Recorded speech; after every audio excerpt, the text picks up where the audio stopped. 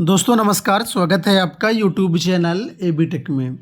आज है 19 जनवरी 2026 और जान लेते हैं आज की महत्वपूर्ण खबरें। सबसे पहले यहाँ पर देखिए एलटी गेट भर्ती परीक्षा को लेकर के अपडेट्स हैं। आधे अभ्यर्थियों ने छोड़ दी अंग्रेजी की परीक्षा। राजकीय माध्यमिक विद्यालयों में एलटी गेट यानी सहायक अध्यापक प्रशिक्षित स्नातक श्रेणी अंग्रेजी विषय के 653 पदों पर भर्ती के लिए रविवार को सुबह 9 बजे से 11 बजे के बीच पहली पाली में 9 जिलों के 247 केंद्रों पर परीक्षा कराई गई। लोक सेवा आयोग के परीक्षा नियंत्रक हर्षदेव पांडे के अनुसार अंग्रेजी विषय में 1,11,264 अभ्यर्थी पंजीकृत थे, जिसमें करीब 53.5% अभ्यर्थी उपस्थित रहे। 47.5% अभ्यर्थियों ने परीक्षा छोड़ दी। वहीं 3 से 5 बजे की दूसरी पाली में शारीरिक शिक्षा के 258 पदों की परीक्षा 80 केंद्रों पर कराई गई, इसमें 34,290 अभ्यर्थियों में से कुल उपस्थिति लगभग 66-67% रही। परीक्षा नियंत्रक के अनुसार दोनों पाली की परीक्षा सकुशल, निर्विघ्न एवं सुचितापूर्ण संपन्न हो गई है। तो लगभग आधे अभ्यर्थियों ने अंग्रेजी में परीक्षा छोड़ दी है। अब यहाँ पर पेपर कैसा आया था उसके बारे में बताया गया है कि सामान्य अध्ययन के प्रश्नों ने उलझाया। अंग्रेजी विषय की परीक्षा में अभ्यर्थियों को सामान्य अध्ययन के प्रश्नों ने थोड़ा परेशान किया। प्रश्न पत्र में सामान्य अध्ययन के 30 और विषय से संबंधित 120 प्रश्न थे। सामान्य अध्ययन में सुमेलित और विचार करने वाले प्रश्न खासतौर से उलझाने वाले थे। ठीक है, तो जीएस थोड़ा सा घुमा फिरा के पूछा भी जा रहा है, पेपर लेंदी आ रहा है, ऐसा छात्र बता रहे हैं। ये दैनिक जागरण अखबार है, यहाँ पर भी देखिए वही चीज़ें बताई गई हैं।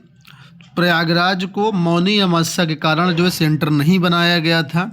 ठीक है, तो जो प्रयागराज के छात्र हैं या जो प्रयागराज से होकर आने जाने वाले छात्र, उनको थोड़ी बहुत समस्या हुई होगी, लेकिन कुल मिलाकर के परीक्षा आपकी संपन्न हो गई है। दोस्तों इस बार मौनी अमावस्या में बड़ी बम्पर भीड़ देखने को मिल रही है। यहाँ पर देखिए कल तस्वीरें हैं यहाँ पर कि मौनी अमावस्या पर टूटा कुंभ 13 का रिकॉर्ड। प्रशासन का दावा, माघ मेला के सबसे प्रमुख स्नान पर्व पर करीब 4.5 करोड़ श्रद्धालुओं ने संगम में लगाई डुबकी। तो यही कारण है कि एलटी गेट की परीक्षाओं को यहाँ पर नहीं करवाया गया, नहीं तो और ज़्यादा समस्याएं होती। फिलहाल अगर आप प्रयागराज आ जा रहे हैं तो कुछ स्नान पर्व हैं जो मेन है, ठीक है, उनको आप ध्यान में रखिएगा। जैसे अभी बसंत पंचमी आ रहा है, शिवरात्रि है, और बीच में बहुत पर्व होते हैं जिनमें थोड़ा सा बचिएगा। यहाँ पर कुछ रिकॉर्ड दिए गए हैं, देखिए कब कब कितनी भीड़ आई है। तो ध्यान देखिए, पिछले साल महाकुंभ 2026 में करीब 7.64 करोड़ थे और इस साल लगभग 4.5 करोड़ आए हैं। बाकी कंपेयर देखेंगे तो काफ़ी डिफरेंस देखने को मिल रहा है आपको।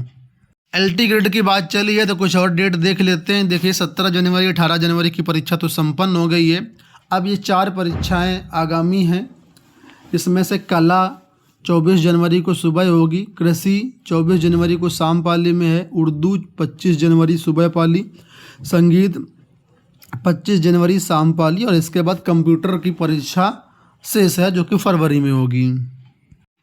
यहाँ पर एक अपडेट है, झारखंड कर्मचारी चयन आयोग से एक भर्ती आई थी 2025 में, प्रशिक्षित माध्यमिक आचार्य संयुक्त प्रतियोगिता परीक्षा 2025, जिसको आप टीजीटी के नाम से जानते हैं।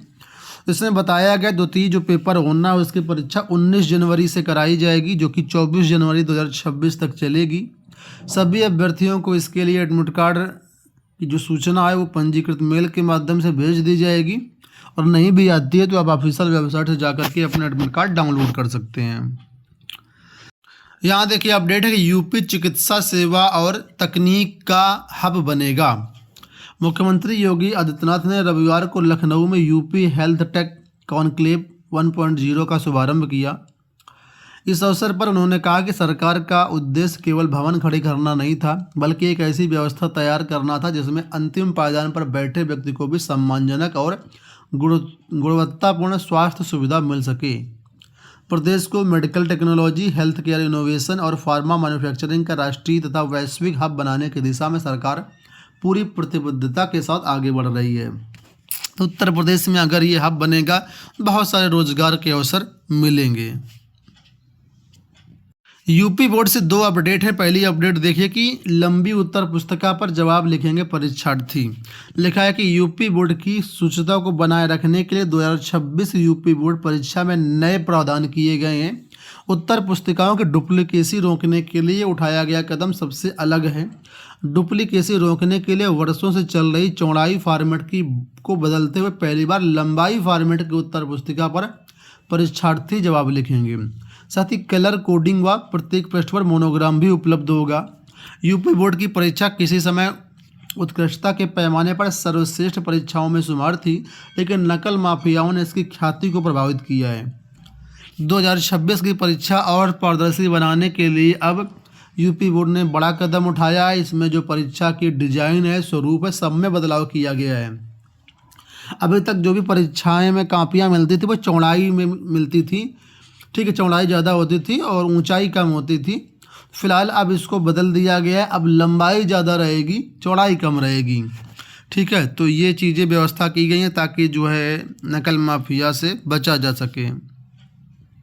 एक यहाँ पर ये भी अपडेट है कि यूपी बोर्ड परीक्षार्थियों के लिए मनोवैज्ञानिक हेल्प डेस्क शुरू। तो अगर कोई परीक्षार्थी अपनी मनोवैज्ञानिक काउंसलिंग कराना चाहता है, घबराहट है, तनाव है, बेहतर प्रदर्शन करना है, एकाग्रता नहीं कर पा रहा है, भय सता रहा है, तो आप लोग इन नंबर पे कांटेक्ट कर सकते हैं। ये यूपी बोर्ड के ऑफिशियल नंबर हैं जो कि आपको काउंसलिंग करेंगे। यहाँ देखिए अपडेट है कि प्राइमरी के शिक्षकों को टीटी से छूट दे सरकार, ये मांग है। उत्तर प्रदेश प्राथमिक शिक्षक संघ की प्रादेशिक मांडलिक जनपदीय अध्यक्ष मंत्री की बैठक डिप्लोमा इंजीनियर संघ भवन में आयोजित हुई। शिक्षकों ने संगठनात्मक विभिन्न मुद्दों पर बात रखी। शिक्षकों ने कहा कि प्रदेश के करीब 2 लाख शिक्षकों को टीईटी की अनिवार्यता से छूट दे दिया जाए। इस बाबत उत्तर प्रदेश प्राथमिक शिक्षक संघ के अध्यक्ष सुशील कुमार पांडे ने बताया कि टीटी अनिवार्यता से प्रदेश के 2 लाख शिक्षक काफ़ी आहत हैं और निराश हैं और टीटी से छूट की मांग कर रहे हैं। अगली अपडेट यहाँ पर अग्निवीर भर्ती से संबंधित। लिखा 13,000 अभ्यर्थी अग्निवीर भर्ती में दिखाएंगे दम। छावनी स्थित आर्मी मेडिकल कोर स्टेडियम में 6 फरवरी से अग्निवीर भर्ती रैली का आयोजन किया जाएगा जो 20 फरवरी तक चलेगी। इस रैली में उत्तर प्रदेश के 13 जिलों के करीब 13,000 अभ्यर्थी भाग लेंगे। ये सभी अभ्यर्थी जुलाई 2023 में आयोजित लिखित परीक्षा में सफल हुए हैं। तो देखिए जुलाई 2023 की बात है यहाँ पर। तो जो भी अभ्यर्थी सफल हैं वो लोग इस भर्ती में शामिल हो सकते हैं। कब कब कैसा शेड्यूल रहेगा तो वो शेड्यूल यहाँ पर आप लोग देख सकते हैं। 6 फरवरी से लेकर के पूरा 16 फरवरी तक का ये कार्यक्रम है। कब किस जिले के अभ्यर्थी जाएंगे ये भी डिटेल से यहाँ पर दिया गया है। आपको बता दें किस किस जिले की भर्ती है।